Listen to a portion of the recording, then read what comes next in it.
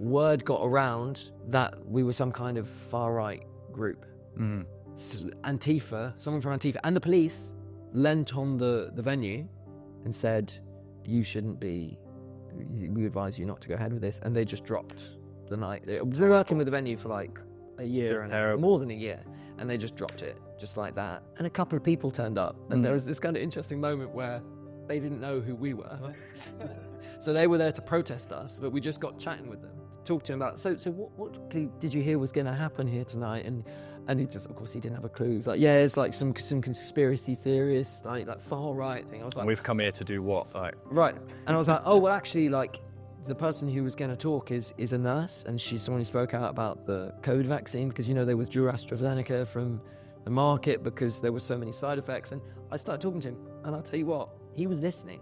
Like his kind of programming of like, oh, this far is the right. thing. But he was listening because he didn't know who I was. This is what's so mad, isn't it? It's like you can have these rational conversations, Yes, and that is the most powerful thing, is constantly promoting debate, Absolutely. freedom of speech, and the ability to hash out ideas. And disagree. It's brilliant to disagree. It's how we evolve.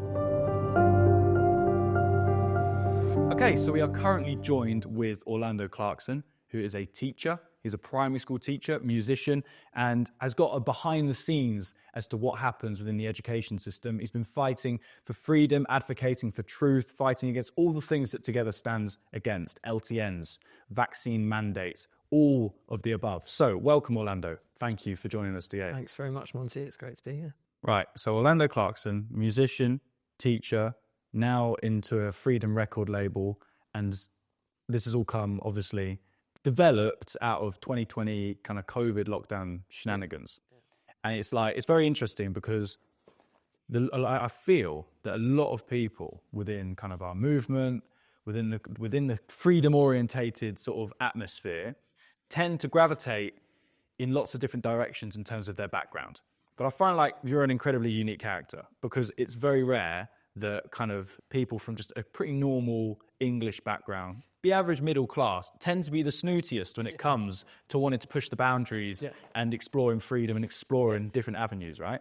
So when lockdown hit, 2020, what was that like being a primary school teacher? What was the experience, the kind of behind the scenes of what it is to be a teacher during that time? I remember, I think the week of lockdown, colleagues were switching on those bulletins that Boris Johnson was doing. What are they called? The COVID briefings or whatever. Do you remember all of that? Anyway. Fond memories, yeah. Yeah. And I remember it was because it was announced in the week that it was happening, I think. I can't quite remember. But I remember being in my colleague's classroom on the Friday, 23rd of March. And it was, you know, it was like everyone was watching. And what was interesting was me and my colleagues all went to the pub that Friday afternoon. Really? Yeah. And the pub played, I can't remember what the tune was, but it was like, this is not going to be the last time. It was one of those songs like, you know, we'll meet again or something like that. And we were kind of, I think people forget back then, I had children coming up to me on that day being like, have you heard this about the Chinese government and there's a Wuhan lab leak and stuff like that? I think a lot of people are unaware of how radically society has changed, because I could talk to even children, I could talk to colleagues about things which now would be considered quite out there. Things like the lab leak theory, which is basically just true. But yeah, so it was kind of, it was kind of a bit of a laugh. Like we went to the pub and we're like, oh, what's going on? What's Boris doing? Kind of thing. The thing that people forget about schools is that from that day on, my boss, who I won't go into names, but he said, the thing about schools is, especially in my area where I teach, it has been in recent years, mostly middle class children. So those children were fine, right? A lot of those children went and did horse riding in the countryside in the lockdown and all those kind of things. But for children who don't have a good family life, there are a significant number of children in any school you go into. You will find children who school is their haven because they don't have a functioning home situation. And all schools in the country were kept open for children of key workers. That was one of the categories. And then there were other categories of children who didn't have key worker parents, but it was considered like, no, they need to have somewhere to go. They can't just be at home all the time. So I volunteered because I was already skeptical about what was going on, and I volunteered to go in like one day a week, and we had 5 or 6 children like put in a class, and I was and I did all that Zoom stuff, which was like infuriating. So it was, and then you wouldn't see anyone. So like I teach an old Victorian building, and I sort of go in, and right at the beginning as well, I wasn't wearing masks, but I was like keeping distance and all that kind of stuff until I realised that it was all nonsense. But you wouldn't see anyone, and then you'd end up in this room with like 6 children, and I'd have interesting chats with them. Even then, I think we kind of talked about like what do you think's going on and stuff like that, and so that kind of continued. The thing is, for me, in April 2020, my dad was in hospital, and we found out by the end of April that he was basically dying, but it was a non-NHS hospital. So then I stopped working for like 3 months, and I was basically I was lucky. I was going into hospital 3 days a week throughout the lockdown.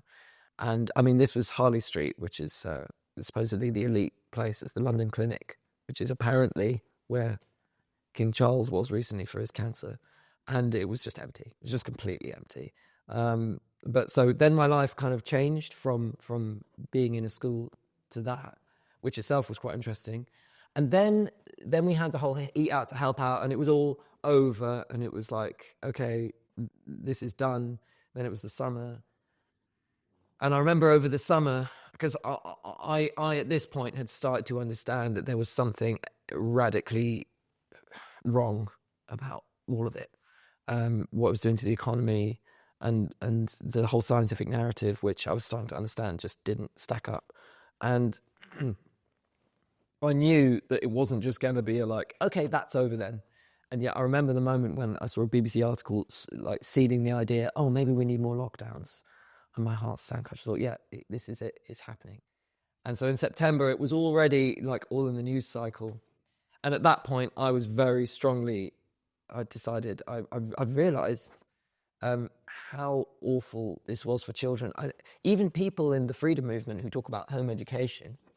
Okay, so home education is something that in a lot of cases, you have to have enough money as a family to be able to do that. Or enough, like one of the parents has to not be working. And if you're going to do that properly, I absolutely applaud you. I salute you. I think it can be a great thing. I knew some home educated friends growing up. I think it'd be really good. But there are whole swathes of children in that period from not wealthy backgrounds who were, it's not just like the summer holidays. They were doing nothing. They weren't going to the park. They didn't get to go on like nice trips to the beach. And I know maybe we didn't have it as bad as like Spain, where children were kept inside for like 2 or 3 months without going outside, something crazy like that. But the damage that it did, if anyone wants to know, if you look at the group Us For Them, who I think have done stuff with together, they wrote a book called, it's called How the Pandemic Failed Children. And it talks about the amount of research being done into what was happening to children, but it was all being silent. Obviously, the mainstream media weren't covering it. I'm talking about people in universities. Mike Fairclough contributed to that book, I think, who you've spoken to. Of course, yeah. But it was the psychological nudge units had just moved everyone's mind into this thing of like, well, got to protect the vulnerable. And it's just, hands, face, space, and all these like very sort of rigid psychological sayings, and people had forgotten. People had started to forget what it was doing to children. So I actually became the union rep for the National Education Union in, I think it was either October or November 2020, because I was thinking, okay, this is really wrong, what's happening, and where can I use my voice? Because ultimately, the government are making these decisions. I work in a state school, so it's how do you combat that? So I thought, okay, I'm going to talk to the unions. And the unions, so in November 2020, the unions were sending us emails saying, because we had a weird lockdown where schools weren't shut. So it was just like ruin the economy, and even still didn't make sense with the virus narrative or whatever. And so they were saying, well, we need to shut schools. If we're doing a lockdown, let's do it properly. Let's shut schools. Yep. And I remember. right. I was there. What did you have teachers say? Of course. There's the things like, Orlando, teachers were like my enemy. Okay. That's what I had to deal with. But it's true, okay? So, of course, like my background is I was in school during lockdown, or I wasn't in school during lockdown, but I experienced teachers, and I treated teachers as if they were like Nazis, to put it bluntly, okay? It's true. That was my mentality at the time, because I felt there was so much pressure on young people to follow these rules, which I didn't believe had any rational scientific backing. So I literally went into school like it was a battle. If I'd had a teacher like you, it would have been like fascinating. And of course, obviously I was in secondary school and you were in primary school. Yeah. I'm curious though, like I get asked the question, how do you think it affects young people? And because I've not been in the primary school setting, I feel like that I can talk on behalf of maybe young teenagers, 14, 15, 16, but I can't talk on behalf of children who are like 6, 7, 8 and so forth. So as a primary school teacher who's more involved in younger students, how do you think the wearing of masks, for example, COVID mandates, social distancing. And I know this question's been asked a lot, but I'm curious for people who are watching this to get a first-hand perspective from a primary school teacher who's been involved with young people. The thing is, okay, the thing with the mask situation is, it's what people forget. All of the politicians, Boris Johnson, everyone was saying, no, you're not going to do masks in classroom. You're not going to do that, especially with young children. I go to nursery and reception every week, and what that is all about, I mean, it's about a lot of things, but speaking and listening is the foundation of any academic skill.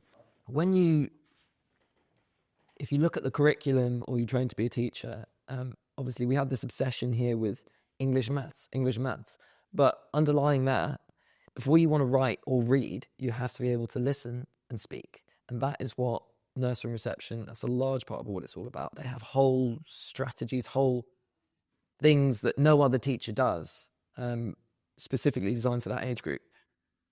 So, of course, putting a mask on someone when they're trying to learn how to speak English, this isn't another language they're learning. This is their language. And suddenly, you can't see someone's lips when they move. There's a lot of research talking about whether you should correct children with pronunciation and stuff like that. But there are moments when you need to explain. Didn't hurt me. My dad was very fair. Right. It's not, if you're standing up in front of an assembly and you're talking to a child, you need to explain, okay, it's not something, it's something. Yeah. The only way that you can do that is to show. So we want you to put your tongue at the top and make that sound. Yeah, of course. Some children... I remember it. Right. I literally remember being in foundation, learning my ABC. And I think as two individuals here who have no qualifications in terms of being a doctor and being medically trained, it doesn't take a genius to work out that covering up children's faces or covering up their students, their teachers' faces, it's going to clearly affect children in some respect. It must do. It's just like such an obvious thing, especially when it comes to speech. Also, those masks, aside from the fact that now we know that they didn't work. Yeah, of course. But let's move that by the by. They are a symbol of fear. And that was actually acknowledged by one of I think it was Spy B or some of these behavioral psychologists. It was acknowledged. I even heard teachers saying, this is the genius of the psychological nudging. Teachers themselves were saying to me, yeah, the masks, they don't really do that much, but it's more of a symbol that you need to put on to show people there's a pandemic, right? Why are we trying to promote a message of fear to children as their brain is developing? So the research about like what it's done to attainment gaps, which I think is just kind of scratching the surface, like it's had a massive impact throughout the country on basic skills. Mm-hmm. And, you know, there was then government money put into, it was called the catch-up program. I was briefly employed with that, trying to like isolate certain children and give them extra time and stuff like that. But the fact that we even have to do that is insane. it's just throwing more money at a problem we created. I find the education system baffling. I find the fact that we have a system which purely promotes the passing of GCSEs bizarre. As someone who is a music teacher, okay, you are creative. I'm a creative person. I've always been interested in art, photography, poetry. Yeah. Was never taught about that. Forget about, you know, parking all the COVID's hysteria. Then you can move on to other topics which drip into the education system. You know, just looking at the system in general, it is total nonsense. So, solutions. You know, without, you know, trying to be like, okay, well, what would you do? Less of that, but how would you evolve the education system in terms of baby steps? What can you actually legitimately do as a member, as a teacher? Because obviously you can't change the rules, you can't fix the education system. But as an individual who could speak to other teachers right now, what can teachers do within education to try and make some sort of change? Well, okay, I will say, so I gave up being a union rep in 2021 because there were a couple of things. I was in a particularly woke area where I basically, the final moment I tried to talk to them was when I suggested that we should stand with the care workers because they were, was it 40,000 or it was 40,000, wasn't it, in the end, who just got sacked for not taking the vaccine. And I thought, well, we should stand with them. And at that moment, the National Education Union have this rule: you have to have someone to second your motion. So I couldn't even speak in the meeting. So I just, and also on top of that, I'd been sent an election pamphlet with the words "Build Back Better" on it. And if anyone knows, for those in the know, "Build Back Better" is a code word for meaning you're working in collaboration with forces like the World Economic Forum, which should be a kind of a sign of exactly where you're at and what you're in it for. And so at that point, I just thought, right, well, I've got to go. I am still in the other big teaching union. It's called the NESUWT. And I did go last year to a London conference. And, you know, unions, they're heavily mired in a lot of presuppositions about left-wing politics, climate change, lots of things which I disagree with. But ultimately, they should be there to promote the interests of workers. And when the government are dismantling your rights, this is what I said to them at this London regional conference, when the government are busily, not only were the Tories making things difficult for working people, they were actively destroying our civil liberties. And I said, this should be, if people were doing this right, you could be a force to counteract this awful force that really is demolishing our lives. So I know a couple of other teachers in that union. I talk to them. It is difficult because teachers in general have a tendency to be so-called left-leaning. Well, this is what I'm curious about. If you could give us a rough percentage, what has your experience been of teachers? Let me tell you what it is, right? So teachers in general, believe what they see on the media. Now that is, obviously, I'm making generalization, and yes, and I can only speak for my sector and all those kind of things. But I think teachers go through all the education like everything else, and then they continue. They go to university still, and even at university, what they're studying is education, and then they go back into school.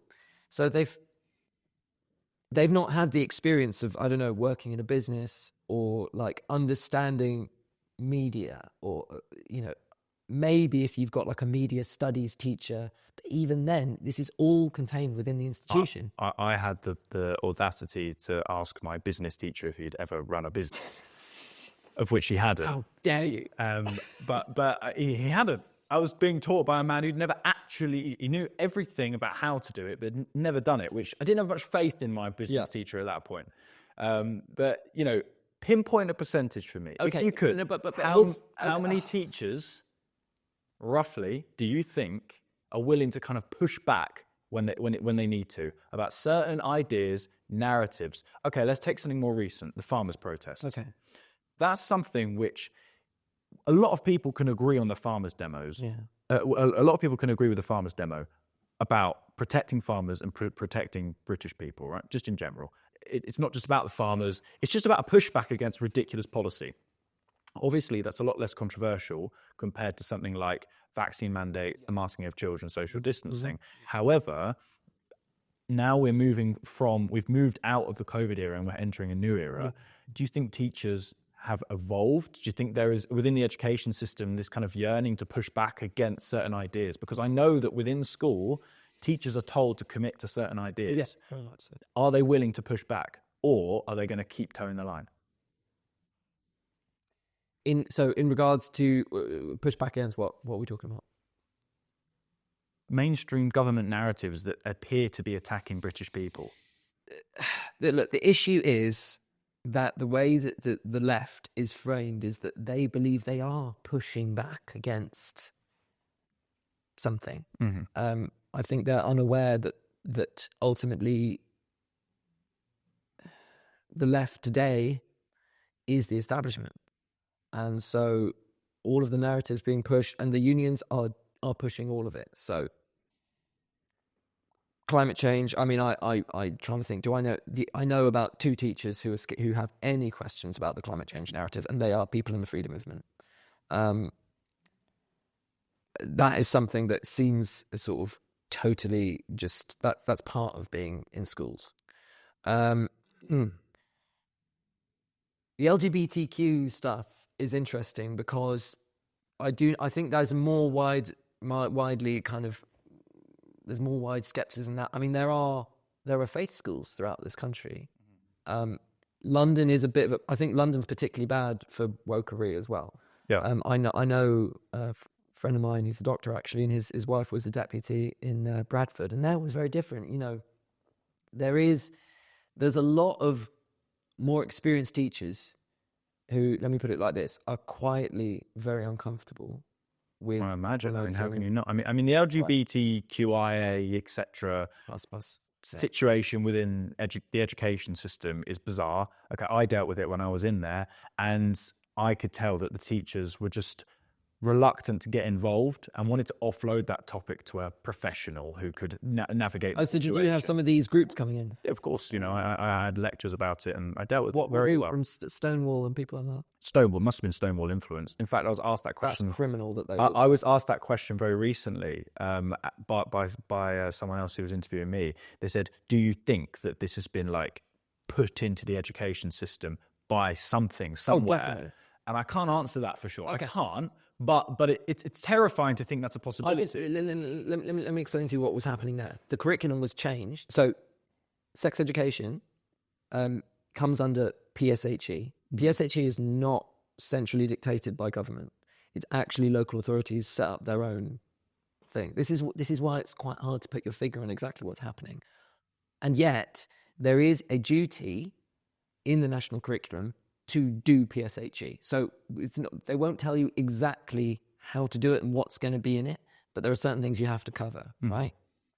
They changed it in 2020, of all years, so that now it's called sex and relationships education. Relationships. Okay. Right? Remember it's like that drip feeding. Right.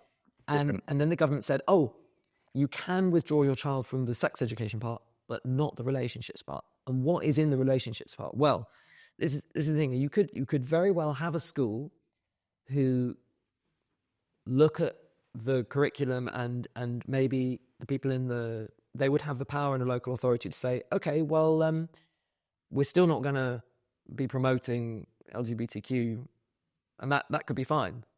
The problem is that the way that it was pushed, it was so vague and so no one understood what it was. Yeah. That is where this thing came of, let's farm out sex ed to these other people who are experts. And if people really want to know what you need to do, if you want to understand exactly what was happening, Miriam Cates, who was a backbench Tory MP, if you go onto her YouTube channel, you have to go back to like 2022. She did a speech in not the main House of Parliament, but what's that side room, that Parliament debating room, where she basically talked and read out a list of things that had been happening in her constituency. Parents talking about, my 4-year-old was talking about masturbation. Parents talking about some sex matters group who were being funded by the DfE come in and were actively undermining the age of consent, which is illegal. And it's just thing after thing after thing after thing. And the thing is, the reason that happened was schools, the way that education is structured in the UK is like everyone's looking over their shoulder, right? So the teacher, I'm in a better situation for this. I don't have a kind of like Orwellian school system. I've worked in schools where it's been like this, and this is actually very common. So you as a teacher are looking over your shoulder at middle leaders who will be on your back about various things, and ultimately there's the head, and the head is looking over their shoulder at Ofsted, at a local authority. It's more fear. Yeah. It's more repercussions of having an alternative opinion. Ofsted and all these people are ultimately totally controlled by the education secretary, who's usually someone completely unqualified, who's never worked in schools. Okay, it wasn't always like that. This centralization of power within education, just like in every other field, just like the NHS, just like police, has happened step by step. Blair had a massive impact on that. I can tell you, if you speak to teachers who taught in the 70s, you were considered a professional. Now, maybe it was a bit too far the other end. It was kind of like no one was really checking what you were doing at all, right? But you were free to do what you thought was best for your children. I've met people who were in the education system at the time. I remember being 12 years old in year 6, and that's not true, 11 years old in year 6, and my dad telling me how he was confused that so many parents were willing to offload the responsibility of parenting to the education system. And it's like there's this massive shift where parents used to be so interested in what's going on within school, what's going on within their children's lives, right? But it's that kind of fear of taking responsibility for awkward topics. And we've allowed that, I think, to maybe run away with itself. And one of the things that Together stands for, one of the largest things we're interested in promoting, is less about who's right and who's wrong, and we've got this opinion and this is right. It's about debating. And what's very, very concerning is topics going back to 2020 without masks in school or vaccine mandates. None of these things have been debated. Or the LGBT stuff in schools, how that can affect children. The younger generation of the future, none of this stuff has been debated. And that's all because of fear. In my opinion, yes. I'm curious if you'd agree with that. Again, I've told you about the unions. There are training sessions which go on with all this DEI stuff where queer theory and gender theory and critical race theory, all these things are... I've been in meetings like this. I've sat there and I've been lectured to by someone about what my opinions should be on race and gender, and not as let's discuss this. It's never presented like that. Here's your, this is what it is, and if you disagree, absolutely, yeah, absolutely. Terrible. I studied world music, okay, yeah, at SOAS, which is woke central now, and it was a bit different back then. And so I went to a course called Diversity in Music Education. Now, I was a bit naive because when I studied world music, so I thought, maybe we can learn about like Japanese court music, which is something I studied, which is really interesting, which, as a music teacher, I'm all about expose children to all kinds of music so that you can understand music isn't just like rubbishy stuff on TikTok or even like good bands from the 60s. It's like, this is how you learn to appreciate music, right? So I thought I was going to this thing on like, okay, it will be lots of different music. Absolutely not. It was all about, of course, the modern term diversity, which means, white people are bad and you should be promoting, even to teach Western music as kind of like the basis of your education was being talked about. Like, oh, that's a bad thing, right? Yeah. Because Western music is just a colonial sort of system that we imposed on other parts of the world, and therefore we should... And I ended up talking to this music teacher who was saying, when I got to my school, there were all these pictures of dead white men on the walls. Oh, it was disgusting. I had to take them all out of the music department. I was like, oh, I think she means like Bach and Mozart.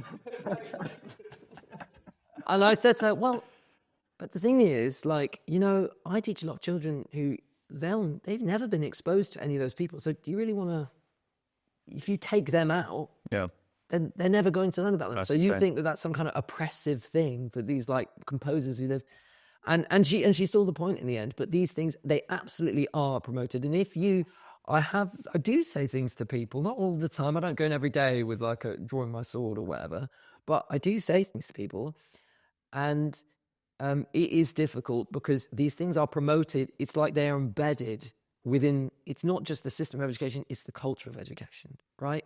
This is the other thing that's so difficult about schools and local authorities is, technically speaking, in a state school, state schools are disappearing fast because there's the drive for academies. But in a state school, the parents have, the way that they're controlled is you have the local authority, the head teacher, and the parent governor. So the head parent governor actually has a considerable amount of power.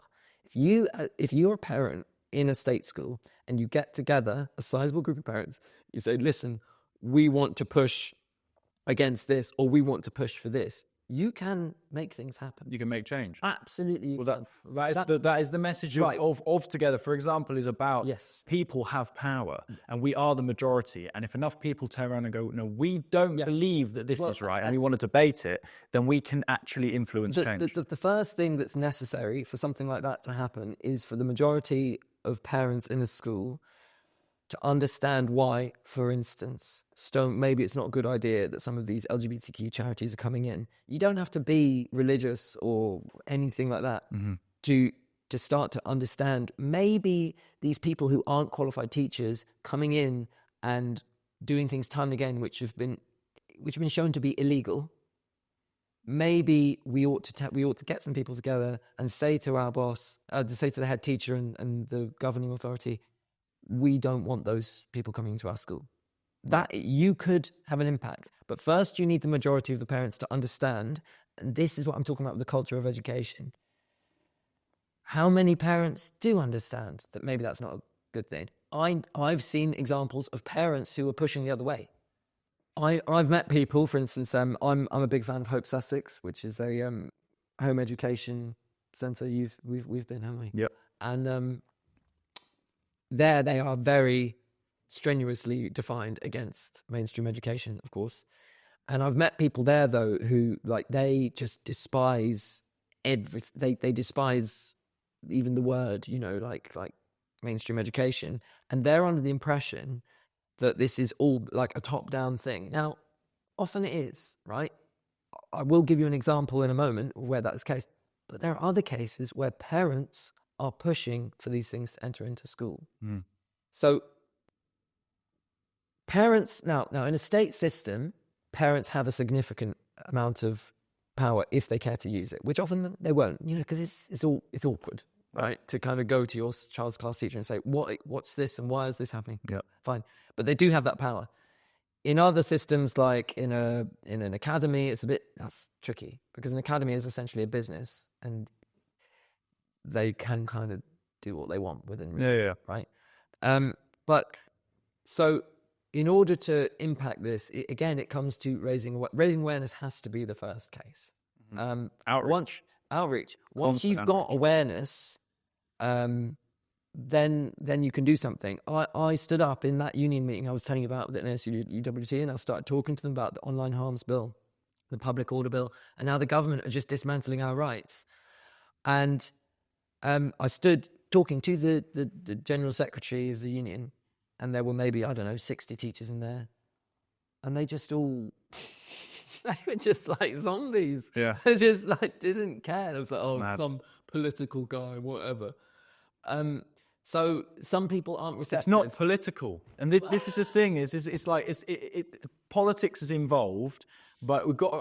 I think that maybe we've got to shift off this fixation on it being political and more. It's a moral situation now. It's the direction of our country, and no one's got a passion in entertaining that. Being pro civil liberties is not really a political position. No, it's actually just what we once would have been normal, yeah, but now is no longer. yeah. So different question.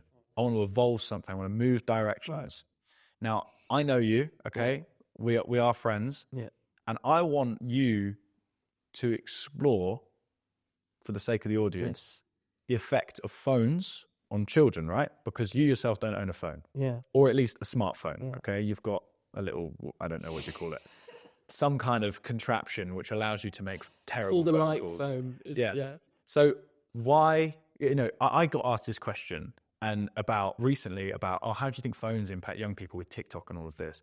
And it's kind of really easy to give a really, obviously it's bad, kids on their phones and all that. But I'm wondering if you'd be able to shed light on that in something, in a new direction. Okay, Maybe well, something alternative, something interesting, rather than the same old repetitive idea. Let me put it like this. So my brother is a composer, and he's done a lot of work in education as well. Not as a teacher per se, but as a kind of, he goes into schools and does workshops, right?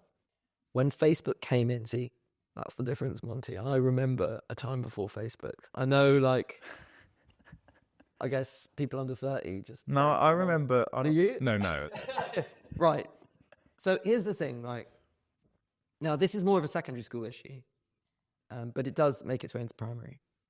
So schools do sometimes have to get involved.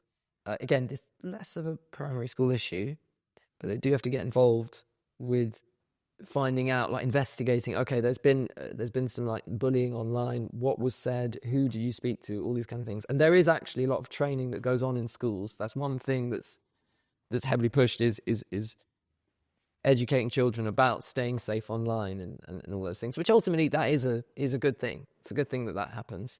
But so from the minute social media entered and was in the hands of children, it caused massive increase of emotional problems. The wider point now, I mean, everyone knows not only the toxicity of social media in general, which I think I think most people can see that impact on themselves. We all use social media. I really don't like it, but I use it and I can see the impact it has on me. But more than that, there is evidence to show that the specific algorithms shown to children are particularly damaging. So I'm assuming people know, it was uncovered that TikTok uses different algorithms for young people. Yeah, and in China, in the West. Yeah, but in China, sorry, I didn't mean to cut you off there, but in China, it's all apparently promoting academic achievement and kind of how to improve yourself as a person. What are children doing here? Yeah, it's madness. You and I were in Leicester Square and we saw some people doing a TikTok dance. It's the cringiest thing, isn't it? It's just it's unbelievable. It's mindless. It's zombie-like behavior. I've even spoken to children who talk about NPCs. Yeah, that's a kind of a new craze which has developed. People want to be like NPCs. You do sound old. That was good. Yeah, that's trendy, huh? Yeah, well, actually, us for them are pushing at moments for banning smartphones in schools now. Yeah, well, see, it's a complicated one because right. I think an element of authority and should be gifted to children or at least young adults, because I was brought up, you go to school, you listen to your teacher, and you do as you're told. And to an extent, I can understand why that is a good philosophy. However, I've watched that be abused. I've watched teachers hijack that kind of idea and use it to work against children rather than allow children to develop and grow into young adults. I had the same, I always said this when I was in school, I had the same behavioral discipline from when I was 11 years old in year 7 all the way up to, I could have been in 6th form. They still treat you the same. Yeah. They don't evolve. And we're treated like children. So the removal of smartphones, I don't know if whether it's a debate that's maybe not worth entering now, but it's are you infantilizing children by removing that choice? Or would you be better teaching your child? I actually think the thing is, you can get your child a dumb phone. I get it, parents say, some people say, oh, well, I did fine without my children having phones, whatever. Things are getting dangerous in this country. Yeah, they're useful. If you want to know what your child is, that's fine. But I think there's a very strong argument to say teenagers you don't need that in school. You don't need it. Fair enough. Now, I would be against schools saying, oh, we want to remove any like communication devices, because unfortunately, what I think was shown in the pandemic was a lot of evidence for some schools undermining parental consent in regards to COVID vaccine situations. Yeah. And there were horror stories. And I realized also this has been kind of ongoing for a long time with other vaccine schedules as well, where vaccine companies, you know, the NHS or whatever, go into schools and kind of, well, they apply pressure to children, even if their parents don't want them to get vaccinated. Yeah. And the government, if you remember, the whole government talking point was Gillick competency, which was some court case about puberty blockers, which they basically use as an excuse to say, oh yeah, children can make up their own minds about this It's experiment a thing. very, very complicated area. So this is the thing. But where Unfortunately, we need debate. Oh, absolutely. And that's what we don't have. And that's what's most this important. specific area, so there are different sides to it. Like in terms of like, if we were to go back 20 years and you could really trust schools in general to be looking out for the best interests of children in all areas, I think it would be much more of a straight case. Whereas unfortunately now why are parents pulling their children out of schools? Because a lot of parents don't trust schools for some reason. So we've covered, post introduction of who you are, we've covered education system, young people, COVID, mandates, all sorts of things, all the LGBT stuff. Get a bit more personal, more about you, what you do, your projects, because we've spoken for a fair amount of time now. This is kind of an opportunity to promote what it is you're doing, what projects you're working on, who is Defiance Records. Yeah. Because I think I've heard of Defiance Records, and I think Defiance Records, as someone who absolutely adores music and hates the fact that the music industry is being trashed and destroyed and is not creative and doesn't stand for anything particularly profound anymore, Defiance Records could be the building blocks of something quite interesting. So Defiance Records, I'm one of the directors. There's 4 of us, and basically we were in talks. I think it's been about a year now. It all started off with my band Raw Milk Conspiracy, and we were playing at this night in Finsbury Park, and we did some work with some freedom people to get ourselves together as a professional band, which is something I'd never really done. There's a lot of work put in. We recorded an EP, and then we were talking about, well, how we're going to promote this. Ultimately, the irony is today, like back in 2019, I've been a songwriter a long time, and I was looking for record labels to release a few things on. There are a million record labels. Many of them will literally just be like a guy in his room. Okay. Yeah, of course. And then they'll be going up to like them all. But the irony is today, how many of those record labels are prepared to platform anything controversial whatsoever? I'd like to see evidence of any of them. So you got more than ever before. It used to be there were like 5 companies in charge of everything. Now you've got a million, but none of them will put their foot wrong until now. Yeah. So basically, we talked about this idea of setting up this record label, and we wanted to promote a freedom message. We wanted to promote bands who otherwise have been sidelined by the industry. There was a lot of discussion about there are a significant number of musicians who basically were sacked from bands and left out of like important work because they didn't take the COVID vaccine. So we wanted to kind of start creating a new scene, a new space for all those people to contribute. So yeah, it started off, I'll show you. Started off with my band, Raw Milk Conspiracy. This is our EP, Misinformation Whore EP. You might have seen our first single went around. It's a little bit controversial, all about the media. And so this was a lot of work. We had like an artist we were working with. We're actually talking with, we've had some contact with Bob Moran at the moment, who might get involved with something in the future. And we did a professional recording process, printed it on the CD and everything. And now going forward, we recently released double A side with Mad Mix and the Resistance and Ramis as well. And so we went down to Brighton to a studio to do that, and we had like members from lots of different kind of established groups. We're talking with Trevor John at the moment, who's a great songwriter. We're thinking about doing an EP with him. So we're basically, there is a lot of, it's like back in the, you know, with the punk movement. There's still a lot of creativity around. It's just that there isn't an outlet. I mean, to give you an example, the night we used to do, we just got cancelled from it because we were being labelled. Go into that in just a little bit more detail for people. Basically, you know, one of our big supporters has been Resistance GB, the media company, and we were putting, the night became more of a podcast night with music as well. And the first sort of Resistance GB live event was with Graham Moore, who's the constitutional expert, and then we played afterwards. And then I think it was the very next one. No, it was the very next night, which was going to be Kate Shemirani, the nurse who spoke a lot during COVID, and Whom by Fire, who are a great band. And basically, word got around, this is in Finsbury Park, so Woke Central, that we were some kind of far-right group. And that we lovely were label. fascism and blah, blah, blah, blah, blah.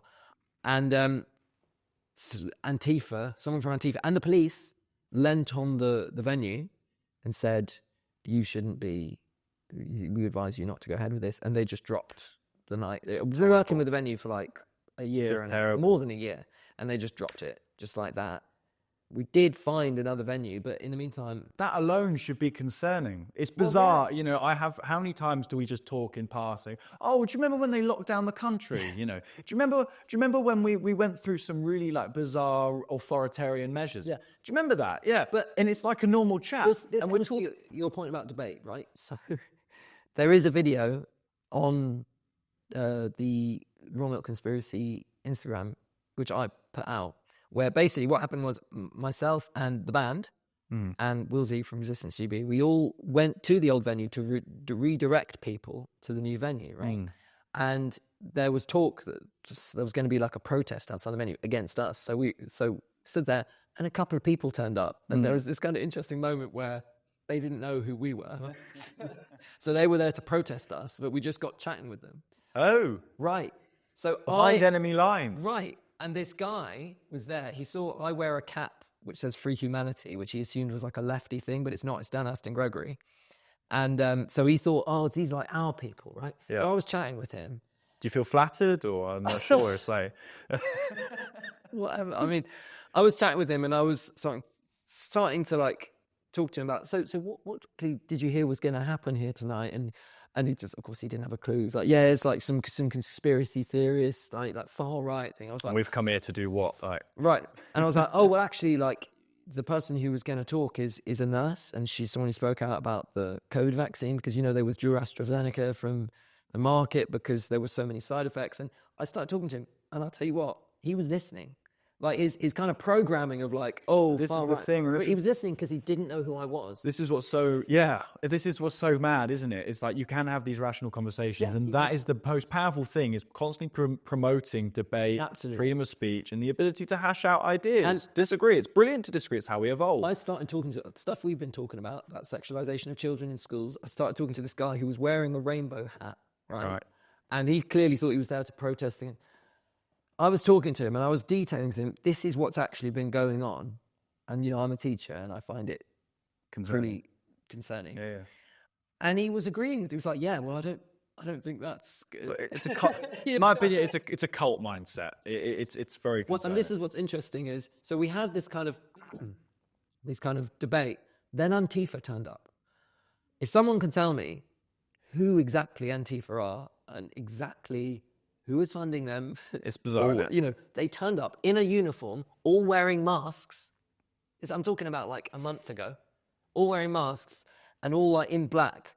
They were like thugs, man. And Look, I went to one demonstration against Drag Queen Story for children. which I think is something Inappropriate. a bit inappropriate, or at least find less debates. You know, I think it's inappropriate. You don't, and why? That's not how Antifa work. Antifa, I literally walked past them once the debate started, and 4 guys ran to attack me, and a police officer threw me in the road to protect You never me. told me that. No, this was when I was 16.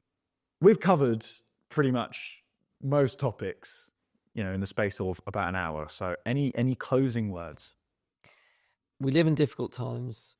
It is, there's no getting around it. It is difficult out there. It's that we have a culture which lacks free speech and debate, and it is hard to talk to people. I think I manage it at times, but so if, for me personally, what you could do if you want to support this pushback and this promotion of freedom and pushback against the elimination of our rights, you could go to defiancerecords.com, check out the bands that we're promoting, come to a gig, buy our EP.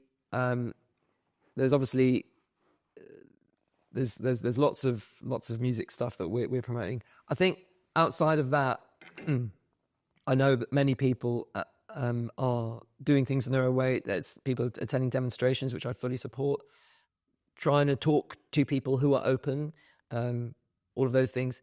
What I like about Together, I went to the last Together event, which was my first one.